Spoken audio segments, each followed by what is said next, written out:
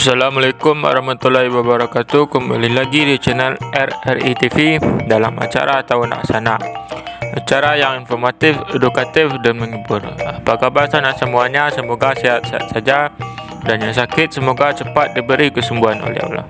Amin amin ya rabbal alamin. Pada hari ini bertepatan tanggal 5 Oktober, TNI berulang tahun ke-79 tahun. Sanak tahu ndak, ada loh pasukan khusus Indonesia yang ditakuti oleh negara-negara lain.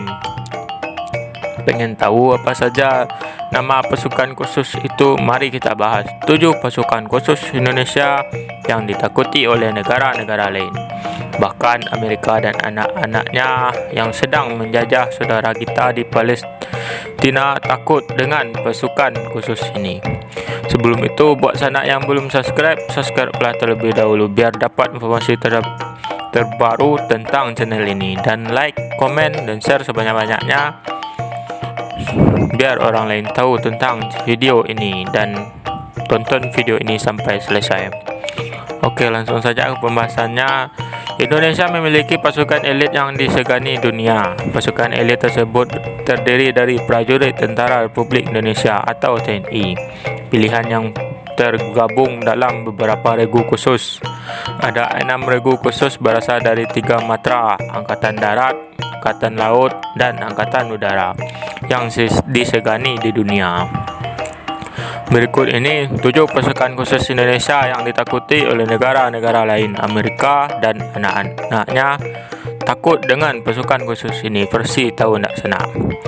Yang pertama yaitu Peleton Intai Tempur atau Tontaipur, merupakan pasukan berkualifikasi intelijen tempur Kostrad. Pembinaan satuan berada di Yon Satria Sandi Yuda dan dalam pengoperasian di bawah kendali Panglima Kostrad yang berkemampuan Trimatra.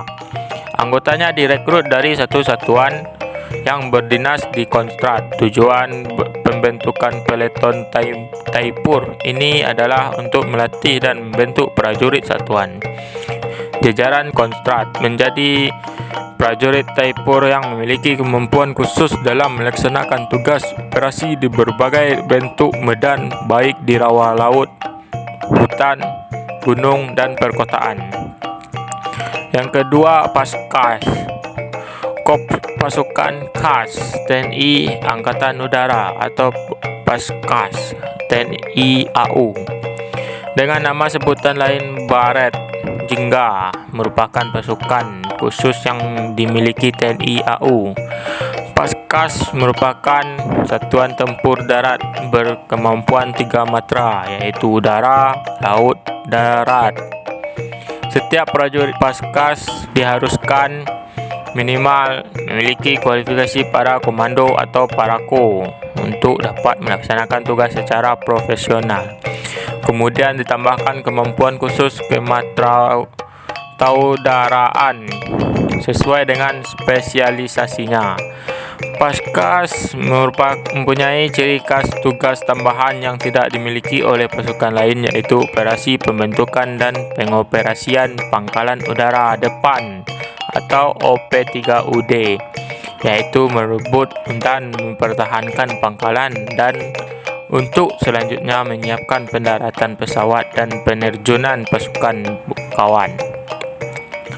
Kopaskas bertugas membina kekuatan dan kemampuan satuan Paskas sebagai pasukan matra udara untuk siap operasional dalam melaksanakan perebutan sasaran dan pertahanan objek strategi.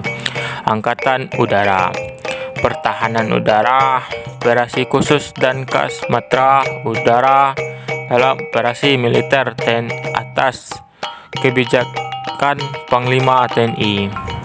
Yang ketiga, Kopaska, Komando Pasukan Kata atau Kopaska, merupakan pasukan khusus dari TNI Angkatan Laut.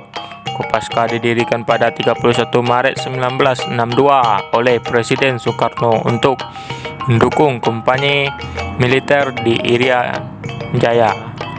Saat ini Kopaska terbagi menjadi 3 komando, yakni Satuan Komando Pasukan Kata Armada di Pondok Dayung Jakarta Utara, Satuan Komando Pasukan Katak Armada 2 di Surabaya, dan Satuan Komando Pasukan Katak Armada 3 di Sorong. Tugas utama dari pasukan ini adalah peledakan atau demolisi bawah air, termasuk sabotase atau penyerangan rahasia ke kapal lawan dan sabotase pangkalan musuh, torpedo berjiwa atau kamikaze, penghancuran instalasi bawah air, pengintaian, mempersiapkan pantai pendaratan untuk operasi amfibi yang lebih besar, serta anti-teror di laut atau maritime counter terorisme. Semboyan dari korps ini adalah Tan Hanya Wigna Tan Sirna, yang berarti tak ada rintangan yang tak ada dapat diatasi. 4. Yontaifib, Batalion Intai Amfibi atau Yontaifib, merupakan satuan elit korps marinir yang memiliki spesialisasi dalam operasi pengintaian amfibi atau amphibious reconnaissance dan pengintaian khusus atau special reconnaissance. Kesatuan ini sebanding dengan halnya Grup 3 atau Sandi Yuda Kopassus dalam jajaran TNI Angkatan Darat. Dahulunya, satuan ini dikenal dengan nama Kikpam atau Komando Intai Para Amfibi. Untuk menjadi anggota Yontaifib, calon seleksi dari prajurit marinir yang memenuhi persyaratan mental, fisik, kesehatan, dan telah berdinas aktif minimal 2 tahun. Salah satu program latihan bagi siswa pendidikan Intai Amfibi adalah berenang dalam kondisi tangan dan kaki terikat sejauh 3 km. Dari satuan ini kemudian direkrut lagi prajurit terbaik untuk masuk ke dalam Detasemen Jala Mangkara atau Denjaka, pasukan elitnya TNI Angkatan Laut. 5. Batalion Raider. Batalion Raider adalah salah satu batalion pasukan elit infanteri Tentara Nasional Indonesia atau TNI. 10 batalion Raider yang diresmikan pada 22 Desember 2003 itu dibentuk dengan membengkukan 8 unit pemukul kodam dan 2 unit kontrak.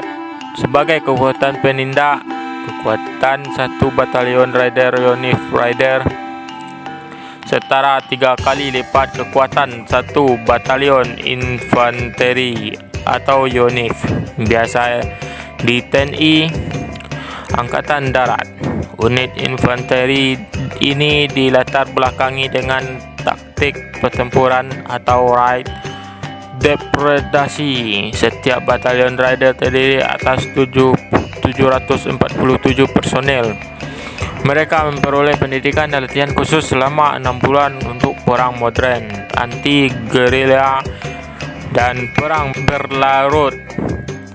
Tiap-tiap batalion ini dilatih untuk memiliki kemampuan tempur 3 kali lipat batalion infanteri biasa.